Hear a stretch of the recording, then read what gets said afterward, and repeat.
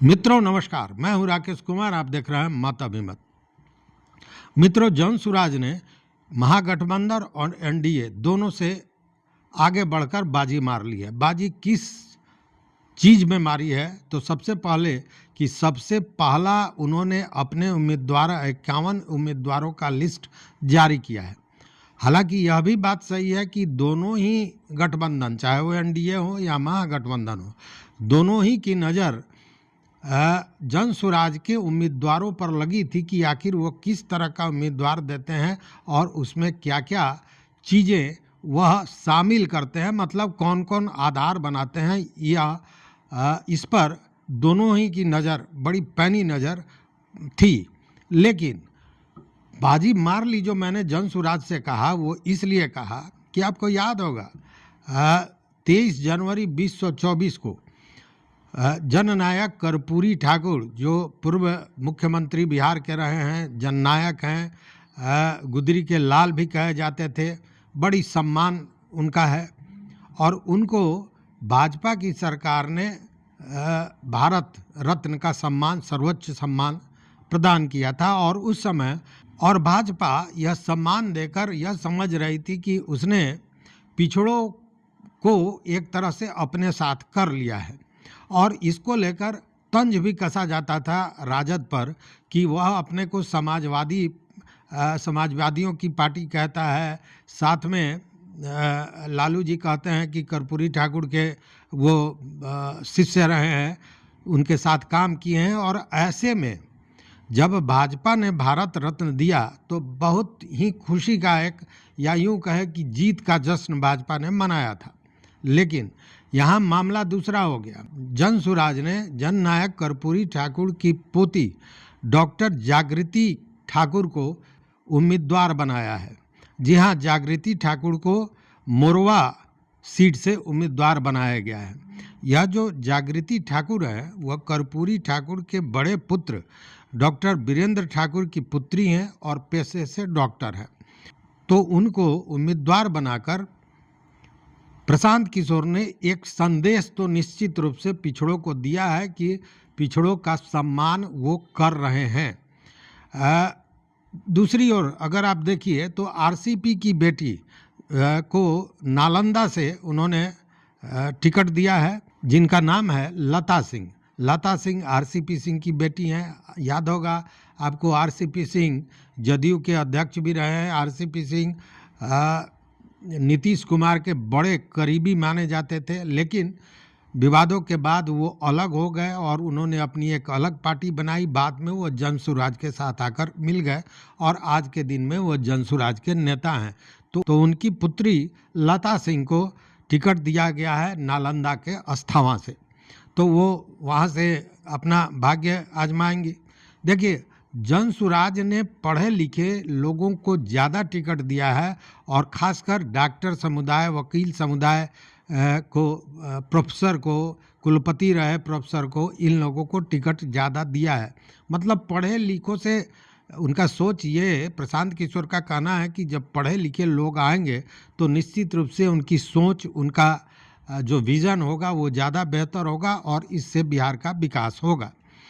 जैसे आप देखिए कि हाई कोर्ट के नामी गिरामी वकील वाईबी गिरी, जो जनसुराज के नेता भी हैं, उनको टिकट दिया गया है मांझी से। वहीं पहली बार किसी किन्नर को किसी बड़े पार्टी ने पहली बार अपना उम्मीदवार बनाया है, और यह बनाया है जनसुराज ने। जनसुराज ने प्रीति किन्नर को पहली बार गोपालगंज से अपना उम्मीदवार चुना है। अब देखिए कि ये जो भोजपुरी फिल्म इंडस्ट्रीज है, उसके लोग तो लगता है कि एकदम चुनाव लड़ने के लिए अफरा तफरी मचाए हुए हैं। उसमें आपने सुना होगा पवन सिंह का नाम, खेसारी लाल यादव का नाम, अक्षरा सिंह का नाम। लेकिन भोजपुरी गायक और अभिनेता रितेश पांडे को बाज़ाब्ता जनसुराज ने अपना उम्मीदवार घोषित कर दिया है। वहीं कई प्रोफेसर और डॉक्टर, जैसा मैंने बताया, उनको भी दिया गया है, जिसमें प्रोफेसर केसी सिन्हा जो कुम्हरार से उम्मीदवार बनाए गए हैं। केसी सिन्हा को मैं बता दूं कि कई विश्वविद्यालयों के कुलपति रहे हैं, वाइस चांसलर रहे हैं। उन्होंने अब तक 70 से ज़्यादा पुस्तकें लिखी हैं और लगभग 30 सालों से उनकी पुस्तकें पाठ्यक्रम में पढ़ाई जाती हैं। तो बहुत बड़े विद्वान हैं और उनको कुम्हरार पटना से उन्होंने टिकट दिया है। आर के मिश्रा को आप जानते हैं, पूर्व डीजीपी, वह भी चुनाव मैदान में उतरे हैं। उसी तरह डॉक्टर समुदाय में अगर देखें तो डॉक्टर बीबी प्रसाद जो मोतिहारी के चिकित्सक हैं और उनको ढाका से टिकट दिया गया है। वहीं डॉक्टर AK दास को मुजफ्फरपुर से दिया गया है। चर्चित डॉक्टर हैं, बड़े डॉक्टर हैं दास साहब। उसी तरह डॉक्टर अजीत कुमार को इमामगंज पटना से उम्मीदवार बनाया गया है, वह भी बड़े चिकित्सक हैं। डॉक्टर विजय गुप्ता को आरा से, डॉक्टर शशि शेखर सिन्हा को गोपालगंज से। मतलब पढ़े लिखे लोगों को ज़्यादा उम्मीदवार बनाया है प्रशांत किशोर ने। और यह निश्चित रूप से ठीक है कि यह इसमें से कोई भी राजनीतिज्ञ नहीं है। बहुत कम लोग हैं जो राजनीतिज्ञ हैं। जैसे अगर कहें तो यह तो खून में रचा बसा है। कर्पूरी ठाकुर की पोती हैं जागृति ठाकुर, तो वो राजनीतिक परिवार से आती हैं। उसी तरह RCP की बेटी हैं लता सिंह, तो वह भी आती हैं। लेकिन ये जो चिकित्सक हैं, अधिवक्ता हैं, ये प्रोफेसर हैं, इन लोगों की राजनीति से दूर दूर तक कोई संबंध नहीं रहा है। लेकिन इन सारे लोगों को प्रशांत किशोर ने अपना उम्मीदवार बनाया है। और अगर आप देखें तो जो ये 51 सीट पर उम्मीदवारों की घोषणा की है, यह वर्ग के अनुसार इसको बांटने का प्रयास किया गया है। जैसे 7 सुरक्षित क्षेत्र है, जो 51 जो घोषित किया गया है उसमें 7 सुरक्षित क्षेत्र है, 17 अति पिछड़ा है, 11 पिछड़े वर्ग का सीट है और बाकी जो है सामान्य है। देखिए 7 अल्पसंख्यकों को भी, 51 में 7 अल्पसंख्यकों को भी जनसुराज ने टिकट दिया है और यह भी एक अलग संदेश देने का प्रयास किया गया है।